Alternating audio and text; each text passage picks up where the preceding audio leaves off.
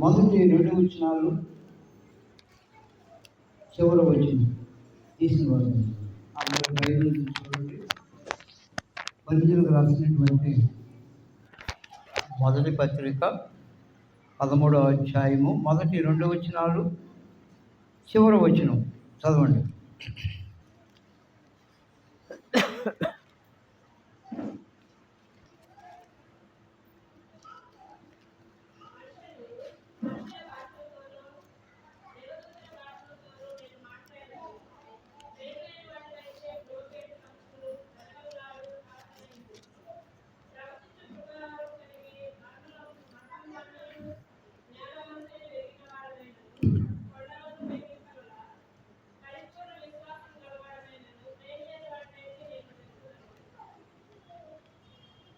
చివరి వచనం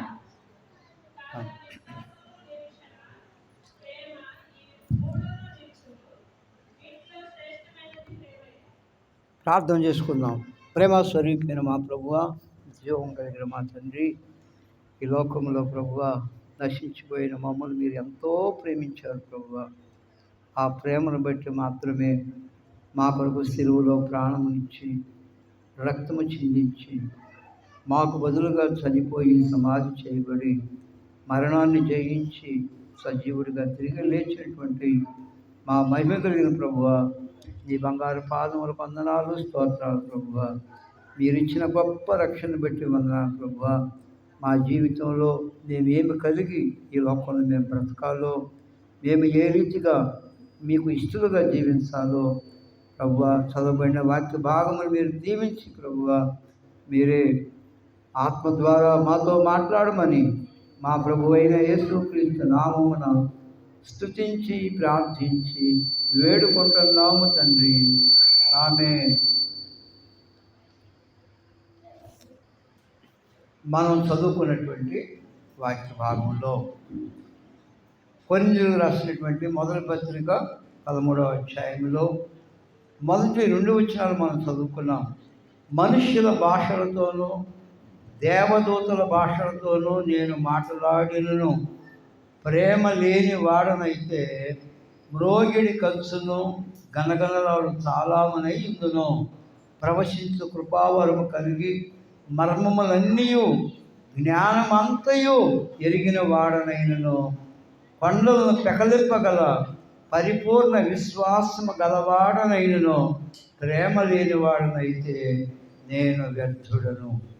చూడండి, ఈ లోకంలో ప్రభు అయిన యేసుక్రీస్తుని నమ్మినటువంటి ప్రతి దేవుని బిడ్డ జీవితాల్లో కలిగి ఉండవలసినటువంటి 3 లక్షణాలు మనం ఈ ఉదయం ధ్యానం చేసుకుందాం. చూడండి, మరి ఈ లోకంలో మన జీవితాల్లో ప్రాముఖ్యమైనవి 3 కలిగి ఉండాలి. చివరి వచనం చూడండి, కాగా విశ్వాసము, నిరీక్షణ, ప్రేమ, ఈ 3 నిలుసును. వీటిలో శ్రేష్టమైంది ప్రేమయే. ప్రతి దేవుని బిడ్డలో ఈ 3 ఉండాలి: విశ్వాసము, నిరీక్షణ, ప్రేమ. ఈ లోకంలో ప్రభువును నమ్ముకొని ఎవరైతే ఈ లోకంలో ఆయన పిల్లలుగా జీవిస్తున్నారో వారి జీవితాల్లో ఉండవలసిన ఈ 3 లక్షణాలు ఉంటే వాళ్ళు పరలోకానికి పోతారు. ఏది తగ్గినా కానీ దేవుని రాజ్యంలో చేరలేరు, ప్రభు వాళ్ళలో చేయటానికి కూడా అర్హత ఉండదు. మొట్టమొదటి ఏం చెబుతున్నాడు? విశ్వాసము, రెండవది నిరీక్షణ, మూడవది ప్రేమ. వీటిలో శ్రేష్టమైనది ఏంటంటే ప్రేమే. శ్రేష్టమైనది ఏంటి? ప్రేమ. చూడండి, విశ్వాసము మన జీవితాల్లో కలిగి ఉన్నప్పుడు మనం దేవుని మందిరానికి వస్తాం. దేవుడు అంటే విశ్వాసం లేకపోతే మనం మందిరానికి రాలేము, నేనైనా మీరైనా ఎవరైనా. ఆ విశ్వాసం అంటే ఏంటి? అదృశ్యమైనవి ఉన్నవనటుకు రుజువునై ఉన్నది. చూడండి, విశ్వాసం అంటే హెబ్రీ పత్రిక 11వ అధ్యాయము మొదలు వచ్చిన తీసిన వారు చదవండి. అసలు విశ్వాసం అంటే ఏంటి?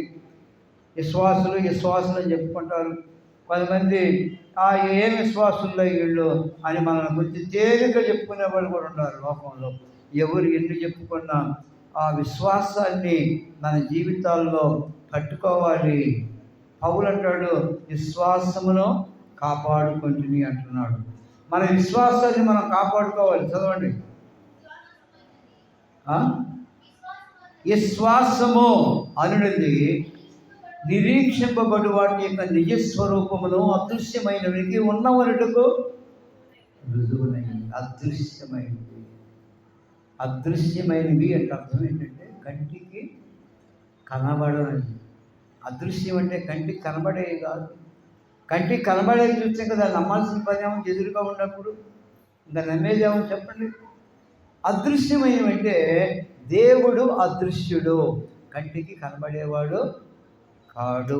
ఈ బాహ్య నేత్రాలతో ఇక్కడ కూర్చున్న మనం కానీ, ఈ భూమి మీద నివాసం చేసే ఎవరైనా కానీ ఎవరూ దేవుని చూడలేదు. అర్థమైందా? 10 మంది చూశారని చెప్పాను అక్కడ, అది అబద్ధం అవుతుంది. దాన్ని అబద్ధ బోధ అంటారు. 10 మంది అంటారులే, నాకు రాత్రే దేవుడు కనపడ్డాడు, నీ దగ్గరికి వెళ్ళి ఒక 1000 రూపాయలు తీసుకోమన్నాడు. లేదు నేను వచ్చేదని చెప్పేవాళ్ళు కూడా ఉన్నారు. 10 మంది బోధకులు ఉన్నారు. డబ్బుల కోసం వస్తారు. నాకు దేవుడు కనపడ్డాడు, నేను అడగమన్నాడు. మరి అడగమన్నప్పుడు మరి ఇతను కూడా కనపడాలి కదా. ఇదిగో నా బిడ్డ వస్తున్నాడు, నువ్వు ఇయ్యంటే అది సరిపోద్ది. అట్టు కదా, డబ్బుల కోసం చెబుతారు. అబద్ధ బోధకులు ఉన్నారు లోకంలో, అబద్ధ బోధలు ఉండే లోకంలో. అబద్ధ బోధన మనం నమ్మకూడదు. కొంతమంది చెబుతారు, ఇదిగో మీ ఇంట్లోనే చీకటి ఉంది, లేనిపోయి భయాలు పెట్టేవాళ్ళు ఉన్నారు. కొంతమంది పాస్టర్లు, కొంతమంది సేవకులు, మీ ఇంట్లో దెయ్యం ఉంది కానీ నేను ప్రార్థన చేస్తాను, ఒక 500 ఇవ్వమనే వాళ్ళు ఉన్నారు. పోతుంది బాగుంది, లేకపోతే మీకు కలిసి రాదు అనేవాళ్ళు ఉన్నారు. అలాంటి మాటలు మీరు ఎవరు నమ్మొద్దు. ఈ లోకంలో మన జీవితాల్లో మనం ఆరాధించే దేవుడు అదృశ్యుడు, కంటికి కనబడినవాడు. ఏ మనుష్యుడు దేవుడిని తమటికి చూడలా, ఏ మనుషులు చూడలా. ఒకవేళ ఎవరైనా నేను చూశానంటే అది అబద్ధం అవుతుంది. వాళ్ళతో మనకి ఎటువంటి సంబంధాలు ఉండకూడదు, వాళ్ళు మన ఇంటికి కూడా రానియకూడదు. చూడండి, మీకు ఆ మాట చూపిస్తాను. ఏ మాట? దేవుణ్ణి ఎవడు ఎన్నడూ చూడలేదనే మాట. చూడండి, మొదటి తిమోతికి రాసిన పత్రిక 6వ అధ్యాయం. తిమోతికి రాసినటువంటి మొదటి పత్రిక 6వ అధ్యాయంలో ఆ ప్రభువుని గురించి ఒక మంచి మాట వ్రాయబడి ఉన్నది. ఆ మాట మనం జ్ఞాపకం చేసుకుందాం. మొదటి తిమోతి 6వ అధ్యాయము 16వ వచనం చదవండి. 16వ వచనం. సమీపింపరాని తేజస్సులో ఆయన మాత్రమే వసించు అమరత్వము గలవాడై ఉన్నాడు. మనుష్యులలో ఎవడనూ ఆయన చూడలేదో, ఎవడనూ చూడనేరడు. ఆయనకు ఘనతయు శాశ్వతమైన ప్రభావమును కలిగియునుగాక. మీలో ఎవరికైనా దేవుడు మాకు కనబడ్డాడని చెబితే ఇటు స్థాయిలు కూడా వాడు రానియద్దు. కూర్చో. ఇంటి స్థాయిలు కూడా రానియకూడదు. బైబిల్ ఏమనుంది? మనుషులలో ఎవడునో, చూడండి, ఎవడునో ఆయన చూడలేదు. 10 మంది లోకంలో బయలుదేరి అబద్ధ బోధకులు డబ్బుల కోసం బయలుదేరే వాళ్ళు ఉన్నారు. మీకు తెలియదులే. వాళ్ళు ఇంటికి వస్తారు, ప్రార్థన చేస్తారు, చేసి అమ్మ కానుక అంటారు. నా జీవితంలో ఎప్పుడు కూడా ఎక్కడికి వెళ్ళినా ఎవరికి ప్రార్థన చేసినా నేను చేయగా పడికి అలవాటు నాకు లేదు, అసలు అడగను కూడా. నిజమైన దేవుని సేవకుడు ఎవరిని చేయి దాపడు, అమ్మ కానుకని. ఈ లోకంలో నిజమైన సేవకుడు, అమ్మ దేవుడు నాకు కనపడ్డాడు, నేను చూశానని ఎవరైనా చెప్పారు అనుకోండి, వాళ్ళతో జాగ్రత్తగా ఉండాలి మనం. ఎందుకు? లేనిపోని మాటలు చెబుతాడు, నిన్ను గురించి ఎక్కడ చెప్పాడమ్మ దేవుడు అంటాడు. అసలు మాటలు ఎవరు నమ్మొద్దు. ఎందుకంటే మనం ఆరాధించే దేవుడు ఆత్మీయ ఉన్నాడు. ఇందాకే మనం చదువుకున్న ఆత్మ కంటికి కనబడేది కాదు. ఆత్మ కనబడిద్దా? ఆత్మ కనబడదు. అంటే మనం ఆరాధించే దేవుడు కంటికి కనబడేవాడు కాడు. అందుకని ఇక్కడ అంటున్నాడు, మనుషులలో ఎవడనో ఆయన చూడలేదు, ఆయనను చూడనేరడు, ఎవడనూ చూడనేరడు. కాబట్టి లోకంలో మన జీవితాల్లో కనబడని దేవుణ్ణి మనం నమ్ముకున్నాం. గుర్తుపెట్టుకోండి, మనం చూసి మనం దేవుని నమ్ముకోలేదు. ఎవరైనా ఉండాలా? ఇక్కడ కూర్చున్న వాళ్ళు ఎవరైనా కానీ అయ్యా నేను దేవుణ్ణి చూశానని వాళ్ళు చెప్పండి. ఎవరైనా ఉంటే నేను చూడలేదు, మీరు ఎవరైనా చూశారా? అయ్యా నేను చూసి నమ్మానని చెప్పేవాళ్ళు ఉండారా? ప్రభువే ఆ తోమతో అంటాడు, ఆ తోమ అంటాడు ఆయన గాయంలో ఏలు పెట్టి చూస్తే నేను నమ్ముతాను, లేకపోతే నేను నమ్మనన్నాడు. యేసు ప్రభువు మరణాన్ని జయించి తిరిగి లేచిన తర్వాత శిష్యులతో మాట్లాడినప్పుడు శిష్యులు ఆ మాటలు చూస్తే నమ్మలా, నేను నమ్మను, ఆయన గాయాల్లో ఏలు పెట్టి చూస్తాను, అప్పుడు నమ్ముతానన్నాడు. 2-3 రోజులు గడిచిపోయిన తర్వాత వాళ్ళందరూ ఒక గదిలో ఉన్నారు. యేసు ప్రభు వాళ్ళ మధ్య ప్రత్యక్షమయ్యాడు. మూసిన తలుపులు మూసినట్టే ఉండి ప్రభు ఆ గదిలోకి వచ్చేసాడు. గదిలోకి వచ్చిన తర్వాత ప్రభు అన్నాడు తోమాతో, తోమా నా గాయాల్లో ఏలు పెట్టే చూడు అన్నాడు. ప్రభువు తెలుసు మనం ఏమనుకునేది, ఎవరి గురించి మనం ఏమనుకున్నా, మనల గురించి మనం ఏమనుకున్నా. ఈ లోకంలో ప్రతి మనుషుని గురించి దేవుడికి తెలుసు. నన్ను గురించి దేవుడికి ఏం తెలియదులే అని మనం ఎవరు అనుకోకూడదు. ఎందుకంటే మనం ఆరాధించే దేవుడు అదృశ్యుడు, మనం ఆరాధించే దేవుడు మనం చూస్తున్నటువంటి దేవుడు. చదవండి ఇప్పుడు యోహాను సువార్త 20వ అధ్యాయము 27, 28, 29 వచనాలు. తరువాత తోమాను చూసి నీ వ్రేలు ఇటు సాచి నా చేతులు చూడము, నీ చెయ్యి సాసి నా ప్రక్కలో ఉంచి అవిశ్వాసివి కాక విశ్వాసివై ఉండుము అనెను. అందుకు తోమ ఆయనతో నా ప్రభువా నా దేవా అనెను. యేసు నీవు నన్ను చూసి నమ్మితివి, చూడక నమ్మిన వారు ధన్యులని. ఇక్కడ కూర్చున్నా మనం అందరం కూడా ధన్యులు. మనలో ఎవరు ప్రభువుని చూడలా, అయినా మనం నమ్మాం, దేవుని మందిరానికి వస్తున్నాం, ప్రభువుని ఆరాధిస్తున్నాం, ప్రార్థన చేస్తున్నాం, ప్రభు కోసం బ్రతుకుతున్నాం. ఎవరు ధన్యులు? తోమా ధన్యుడు కాదు. తోమా ఏం చేశాడు?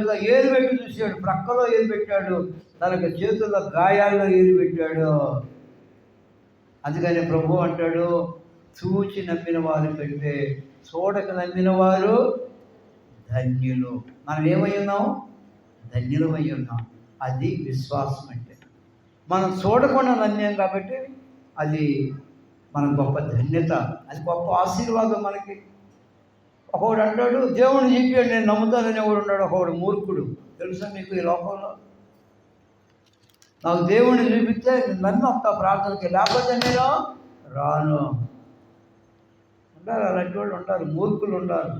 దేవుడు లేడని బుద్ధిహీనులు ఏం చేస్తారు? తమ హృదయాల్లో అనుకొందులని ఉంది కీర్తన గ్రంథంలో. ఒకడు పైకి అంటాడు, ఒకడు హృదయంలో అనుకుంటాడు. అసలు దేవుడు లేకపోతే నువ్వు నేను ఏడున్నావు చెప్పండి. ఒకసారి ఆలోచన చేయండి. ఇదిగో ఈ ఫోన్ మీకు కనబడుతుంది, దీన్ని తయారు చేసినోడు ఒకడు ఉన్నాడు. వాడి ముఖం తెలియదు, ముక్కు తెలియదు మనకి. వాడు ఏ ఊరిలో ఉన్నాడు తెలియదు, ఎక్కడ ఉంటాడో తెలియదు. కానీ దీన్ని చూడగానే మనకి ఏం కనబడుతుంది? ఓహో ఒకడు ఉన్నాడు దీన్ని చేసినోడు అని. అలాగైతే ఈ భూమిని, ఆకాశాన్ని, ఈ సమస్తాన్ని సృష్టించినటువంటి దేవుడు ఉన్నాడు. మనం సృష్టించిన దేవుడు ఆయన, మనం పుట్టించిన దేవుడు, మనం నిర్మించినటువంటి దేవుడు ఆయన. చూడండి మనం ఎంత ధన్యులమో ఆలోచన చేయండి. మనం ఆయన నమ్మినటువంటి వాళ్ళు మనం ధన్యులమే. దేవుని మందిరానికి ఎందుకు వస్తున్నాం? మనలో విశ్వాసం ఉంది కాబట్టి వస్తున్నాం. విశ్వాసం లేనుడు రమ్మనంటే వాడు ఏమంటాడు? వస్తాలేగా వస్తాలే అంటాడు, మళ్ళీ పోతాడు, లోకానికి వెళ్ళిపోతాడు. అలాంటి సంఘటనలు మన ఊళ్ళో జరిగింది. నేను చాలామందికి చెప్తూ ఉంటాను, అయ్యా రండి దేవుని మందిరానికి రండి అంటే, అయ్యా వస్తాంలే అయ్యా, రాకేం చెప్తాం మేము. ఇది వాడు చెప్పే సమాధానం. రాకుండానే వెళ్ళిపోయిన వాళ్ళు ఉంటారు మన గ్రామం. జాగ్రత్త. విశ్వాసము కలిగిన వారు తప్పకుండా దేవుని మందిరానికి వస్తారు.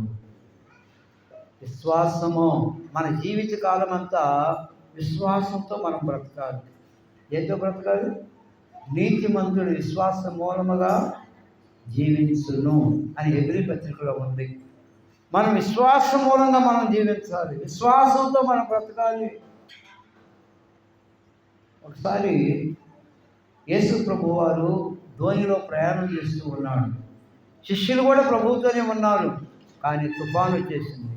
ఏమొచ్చింది? తుఫాను వచ్చేసింది. నీళ్లు అలలతో ఆ ధోని ఏమైపోతుంది? నీళ్ళతో నిండిపోతుంది. యేసు ప్రభు వారు నిద్రపోతా ఉన్నాడు. ఆయనకి ఎలా నిద్ర పెట్టింది ఆ తుఫాన్లో? నేను ఆలోచిస్తున్నాను. యేసు ప్రభు వారు మరి నిద్రపోతున్నాడు. నిద్రపోవటం కాదు ఈ సందర్భం, ఇంకో సందర్భం అది. అయితే యేసు ప్రభు వారు సముద్రం మీద నడిచి వస్తున్నాడు. నడిచేటప్పుడు తుఫాను వచ్చేసింది. తుఫాను వచ్చినప్పుడు వాడు కేకలు వేస్తున్నారు, ప్రభువా నన్ను రక్షించమని కేకలు వేస్తున్నారు. చదవండి మత్తయి సువార్త 11వ అధ్యాయము 31వ వచనం చదవండి. 14:31. 31. ప్రభువా వెంటనే యేసు, ప్రభువా నన్ను రక్షించమని కేకలు వేసెను. వెంటనే చెయ్యి దాటి అతను పట్టుకొని, అల్ప విశ్వాసి ఎందుకు సందేహపడుతువని అతనితో చెప్తున్నాను. ఏ విశ్వాసి? కొంతమందికే విశ్వాసం ఉంటుంది, అల్పం అంటే అంత కొంత కొద్దిగా విశ్వాసం ఉంటుంది. కొద్ది విశ్వాసం అంటే ఏం చేస్తారు? అప్పుడప్పుడు వస్తూ ఉంటారు దేవుని మందిరానికి. కొద్ది విశ్వాసం వాళ్ళు ఏం చేస్తారు? ఇష్టమైతే వస్తారు, కష్టమైతే మారుకుంటారు. గొప్ప విశ్వాసంతో జీవించేవారు తప్పకుండా దేవుని మందిరానికి వస్తారు. మా మేనత్త వజ్రం అని చాలామంది తెలుసు. పూర్తిగా నడుము వంగిపోయింది. పరిస వజ్రం అని పాటిలో నుండి చేతికి బైబిల్ పట్టుకుని ఒంగును వచ్చేది మందిరానికి. అంత వయసు ఉండవాడు మన మందిరంలో ఎవరు లేరు. మా మేనత్త మరి వరలక్ష్మికే నాయనమ్మ ఒంగును వచ్చేది. బలహీనురాలు, చాలా ఇట్లుండేది. ఒకప్పుడు బలంగానే ఉంది, వయసును బట్టి బలం తగ్గిపోయింది, నడుము పడిపోయింది, వంగిపోయింది. బైబిల్ సంచట పెట్టుకొని మెల్లగా వచ్చేది, మందిరానికి వచ్చేది ప్రభువుని ఆరాధించడానికి. మనలో అంత ముసలోళ్ళు ఎవరైనా ఉన్నారో?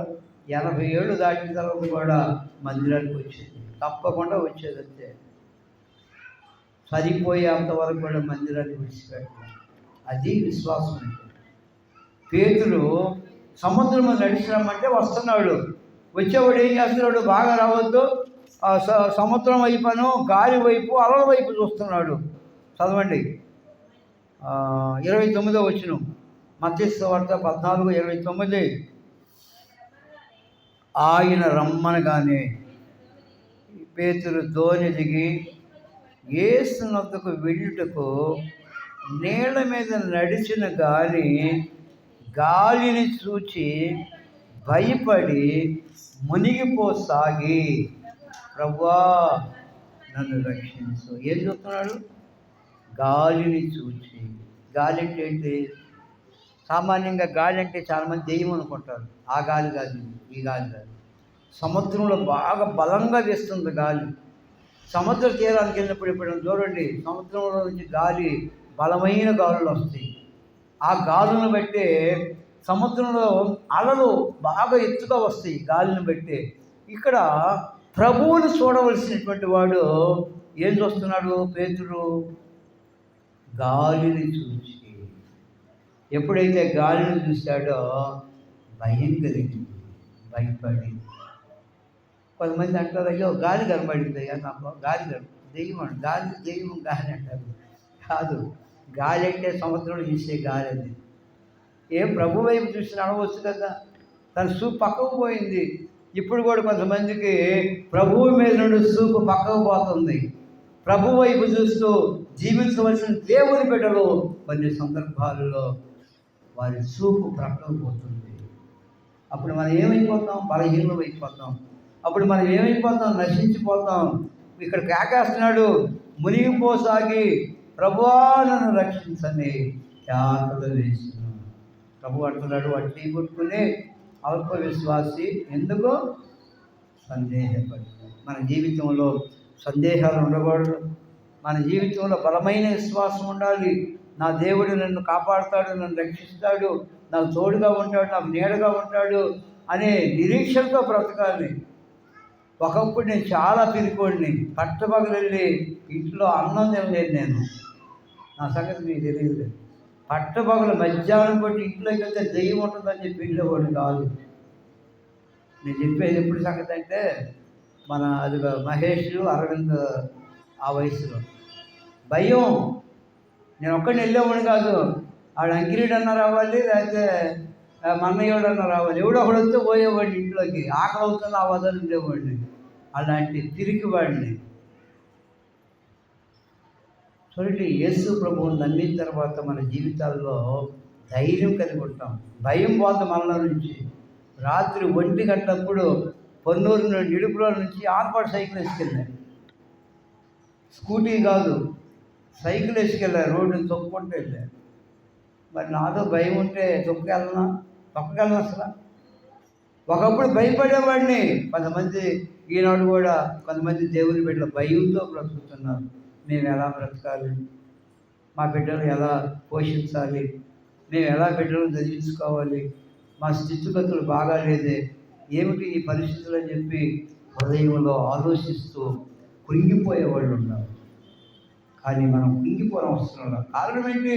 మనం నమ్మినటువంటి దేవుడు ఐశ్వర్యవంతుడు. మనం నమ్మిన దేవుడు ధనవంతుడు, పేదోడు కాదు. పేద దేవుడు మనం నమ్ముకోవాలా. మన దేవుడు ఎవరు? ధనవంతుడు, ఐశ్వర్యవంతుడు.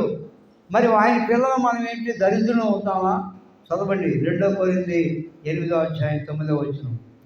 కొరింథీయులకు రాసినటువంటి 2వ పత్రిక 8వ అధ్యాయం 9వ వచనం చదవండి. మీరు మన ప్రభువైన యేసుక్రీస్తు కృపను ఎరుగుదురు కదా. ఆయన ధనవంతుడయ్యుండి, ఆయన ఎవరు? మనం నమ్ముకున్న దేవుడు ఎవరు? ధనవంతుడే పేదోడా? ధనవంతుడు ఆయన పిల్లలు మనం ధనవంతుడు పేదోడువా? అదేందులయ్యా, దేవుడు కదా ఆయన ధనవంతుడు, నేను పేదవాడిని అంటే ఎట్టబుద్ధులు చెప్పండి. మనం ఆయన పిల్లలు కుమారులని కుమార్తెలని. మరి మనం ఏమవుతాం చెప్పండి? మనం ధనవంతులు అవుతాం, పేదోడు అవుతామా? ఒకవేళ పేదోడుగా కనబడ్డ మనుషులకి మనం పేదోళ్ళం కాదు. చదువు. తన దారిద్ర్యం వలన మనం ధనవంతులు కావాలని నీ నిమిత్తము దరిద్రుడాయను. మనం ధనవంతులుగా చేయడానికి యేసయ్య ఏమైపోయాడు? దరిద్రుడు అయ్యాడు. ఆయన దరిద్రుడు అయ్యాడు కాబట్టి మనం ధనవంతులు అయ్యాము. అర్థం చేసుకోండి. ఇక్కడ ఆయన ధనవంతుడు. భూమి నాది, ఆకాశం నాది, ఈ లోకంలో ఉండాయల్లా నాయే అంటున్నాడు. ఈ లోకంలో ఎవరికైనా 10 ఎకరాల పొలం ఉంటే ఇక్కడికి దేవుడు అవసరంలా, నాకేం 10 ఎకరాల పొలం ఉంది అంటున్నాడు.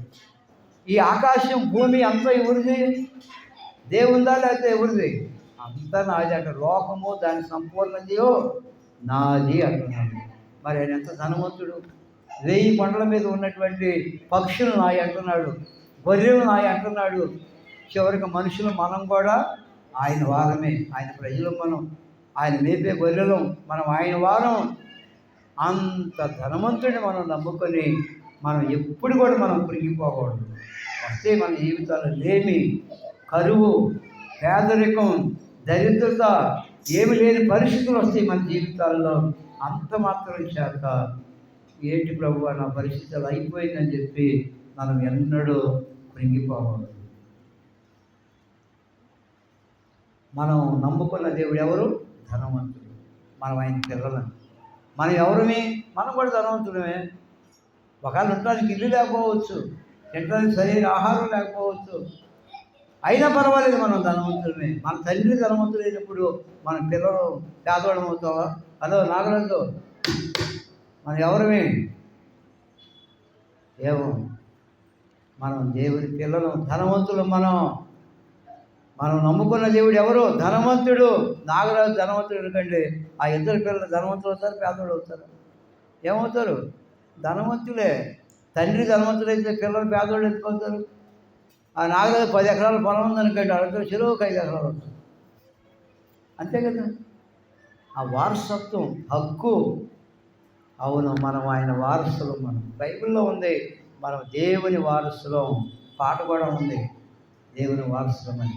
కాబట్టి మన జీవితాల్లో విశ్వాసంతో మనం బ్రతకాలి. ఏ కలిగి ఉండాలి? విశ్వాసం అనే మాటకు అర్థం పెట్టింది.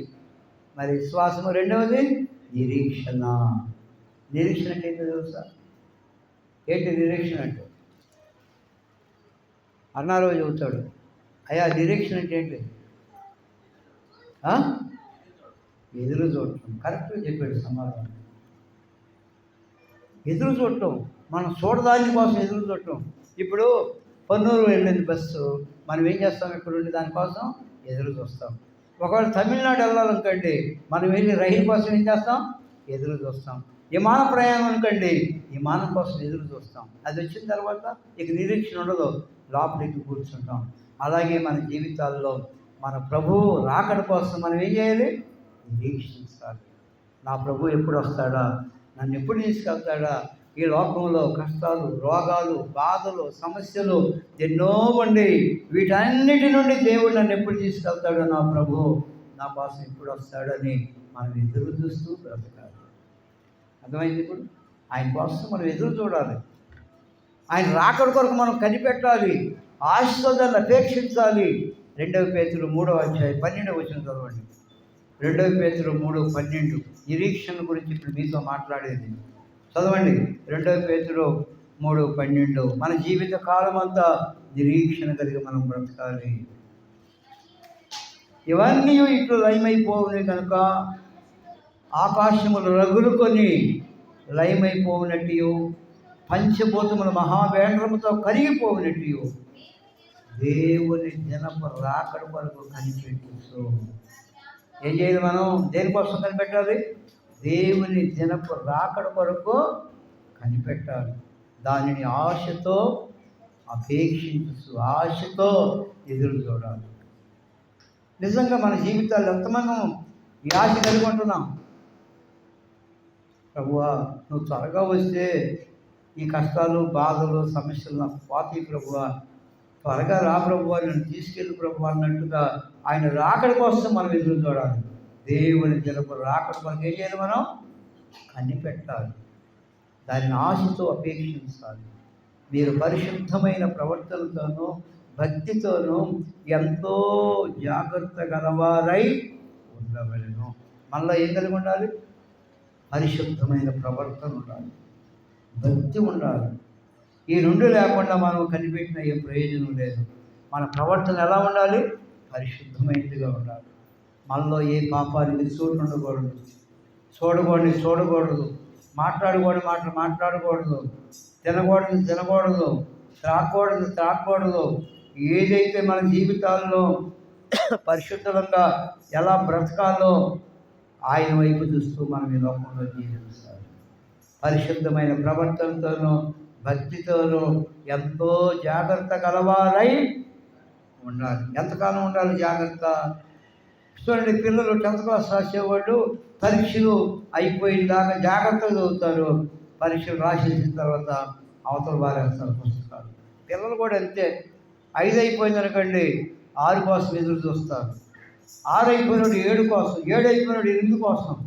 ఇక చదివే పని అవతల పారేస్తాడు. అంటే చిత్తుకాచాలు వెళ్ళిపోతాయి. కానీ మన జీవిత కాలం అంతా మనం ఎలా ఉండాలి? పరిశుద్ధమైన ప్రవర్తన.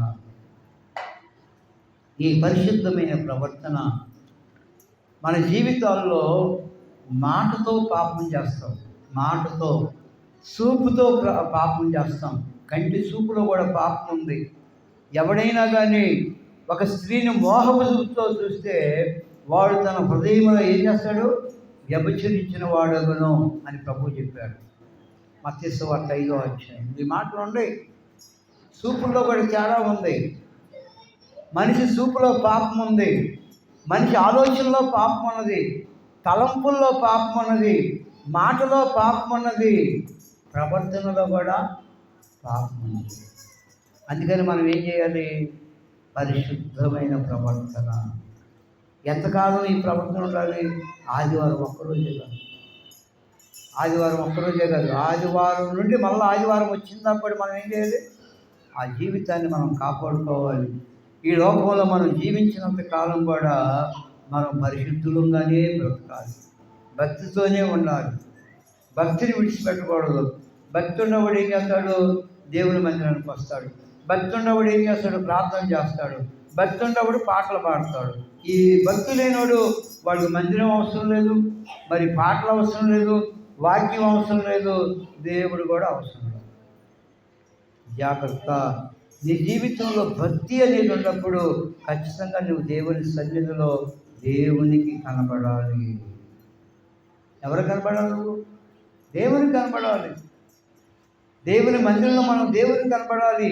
ఈ పరమగీతంలో ఉంటుంది, నీ స్వరము మధురము, నీ ముఖము మనోహరము. నీ ముఖము నాకు కనబడనిమ్మో, నీ స్వరము నాకు వినబడనిమ్ము. అంటే దాని అర్థం ఏంటి?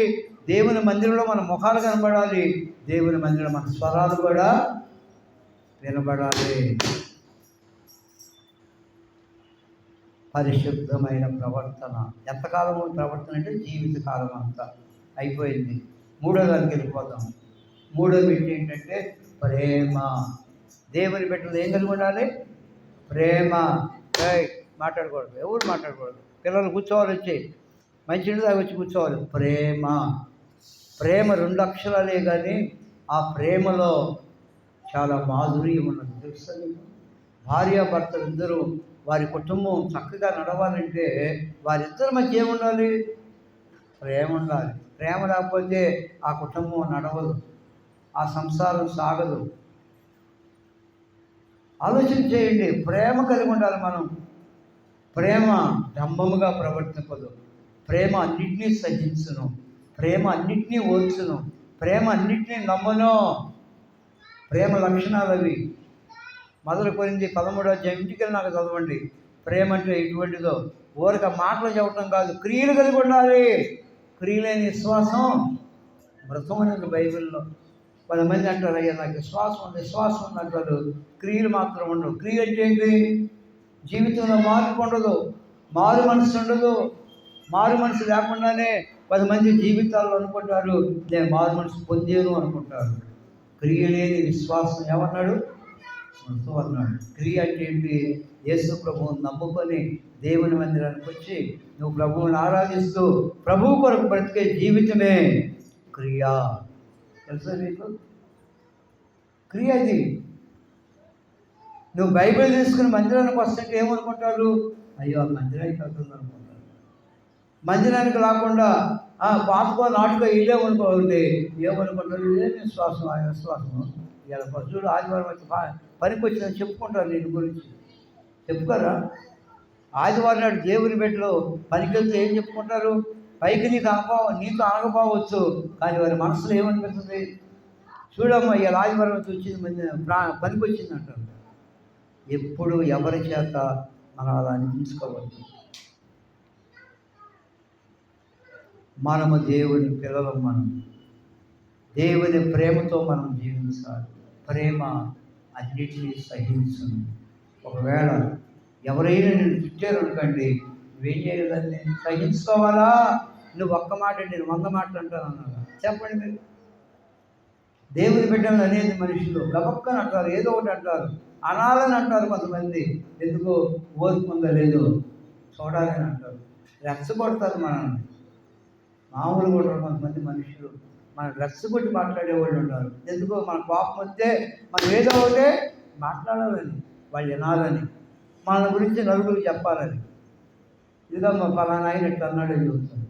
అంతేనా? నోరు చేసేదని మనం అన్నాం అనుకోండి, ఆ మాట వెళ్ళిపోతే ఎక్కడికో వెళ్ళిపోతుంది.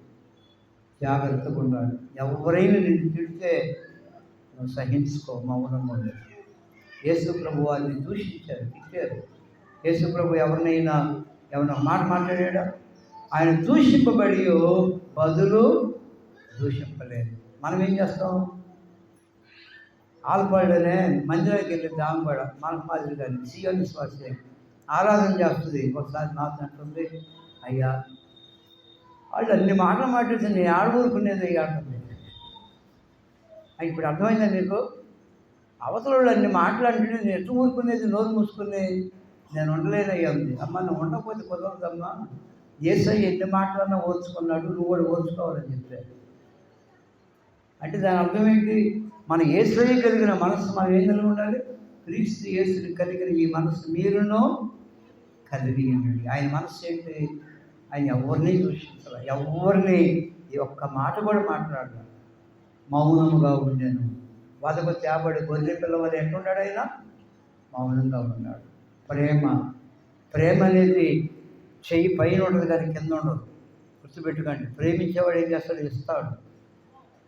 ప్రేమ లేనివాడు పుచ్చుకుంటాడు, అడిగి పుచ్చుకుంటాడు, నాకు ఈ అనే దాన్ని తీసుకుంటాడు.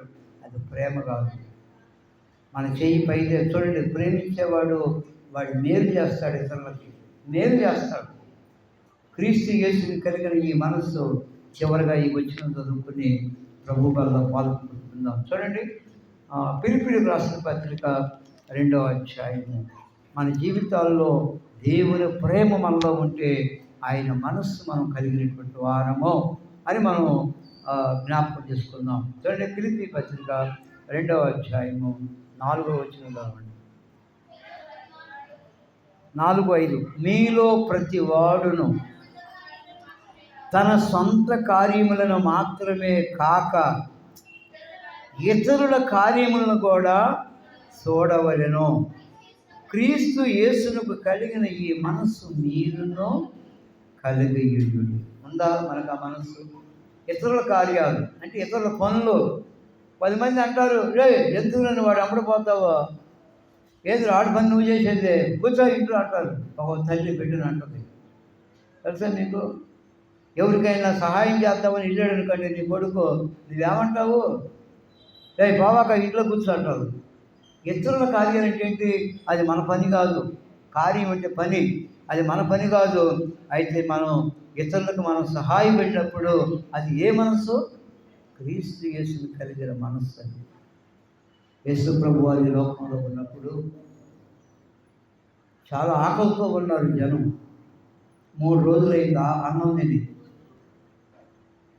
ఇక నడిస్తే పడిపోయేటట్టుకున్నారు. ప్రభు అంటాడు, ఇప్పటికే 3 రోజుల నుంచి వాళ్ళు అన్నం లేకుండా ఉంటారు, ఆహారం పెట్టమంటాడు ప్రభు. శిష్యులు అంటారు, ప్రభువా ఏడ తీసుకొచ్చి పెట్టేవి అరణ్యంలో, ఎక్కడికి వెళ్ళి కొనుక్కొచ్చామంటున్నారు. శిష్యులు మనుషులేలే, ప్రభు దేవుడు. ఆయన అన్నాడు, మీరే పెట్టండి అన్నం అంటున్నాడు. వాళ్ళకేం అర్థం కావట్లేదు. ఇదేదో ఈయనట్టు అంటున్నాడు, భలేవాడే, ఊళ్ళోకి వెళ్ళాలి, కొనుక్కు రావాలి, డబ్బులు కావాలి, 300 ధ్యానాలు కావాలి, నేను ఎక్కడ తీసుకోవాలనుకుంటే ఒక చిన్న పిల్లోడు ఏం చేశాడు? చిన్నపిల్లడు అంటే ఎంతోడు అయ్యి ఉంటాడు? 5-6 సంవత్సరాలు అయ్యి ఉంటాడు చిన్నోడు. వాళ్ళ అమ్మ మూటగడ్డి పంపించింది, 5 రొట్టెలు 2 చేపలు. వీడు కూడా మర్చిపోయాడు తింటాం. కూరిపాట్లు వస్తున్నాయి, కూరిపాట్లు రాకూడదు.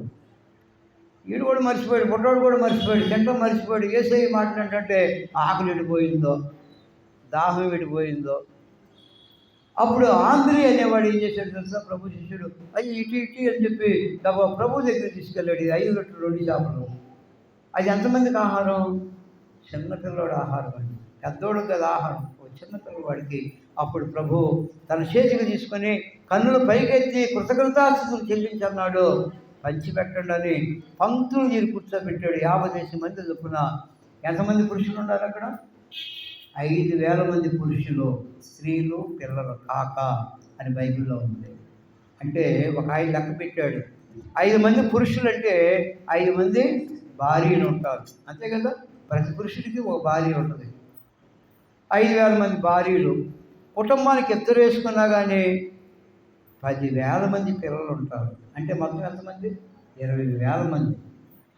ఆ చిన్నపిల్లవాడు తీసుకుని రొట్టె ముక్కలు పంచితే వాళ్ళందరూ తృప్తిగా తిన్నారు, కడుపు నిండా తిన్నారు. ఇంకా ఎన్ని మిగిలినాయి? ఎన్ని గంపలు మిగిలినాయి? ఏది మాట్లాడరేంటి? ఎన్ని గంపలు మిగిలినాయి? ముక్కలు పోగు చేస్తే ఎన్ని గంపలు మిగిలినాయి? 12 గంపలు మిగిలినాయి.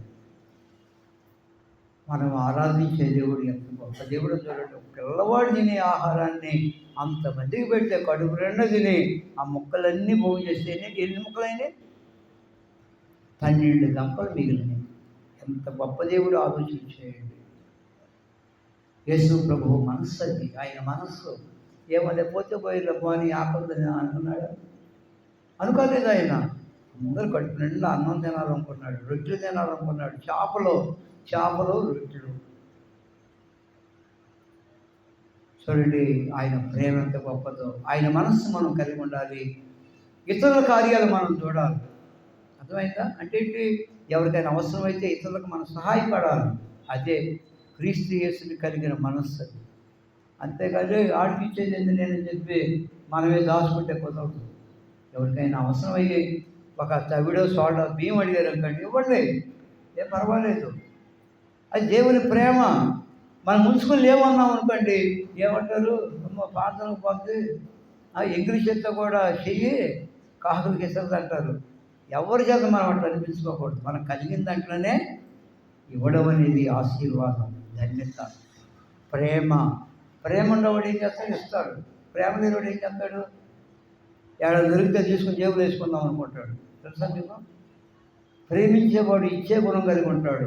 అందుకని ఈరోజు విశ్వాసము, నిరీక్షణ, ప్రేమ, వీటిలో శ్రేష్టమైంది ఏంటి? ప్రేమ అనేది చెప్పాలంటే ఒక గంట సేపు చెబుతా కానీ మీకు ఇనే ఓపిక ఉండదు. ప్రభు మన కొరకు ఈ మాటలు దీవించాక ప్రార్థన చేసుకుందాం. ఆయన ప్రేమను వర్ణించడానికి నిజంగా మన సమయం దానిలో మరి ఎంతో ప్రేమ, ఆయన ప్రేమ, దేవుని ప్రేమ. ఆ ప్రేమను కలిగి మనం ప్రభు కోసం నడుచుకుందాం. మోకరించండి, ప్రార్థన చేసుకొని మరి ప్రభు వల్ల పాల్గొంటున్నాం.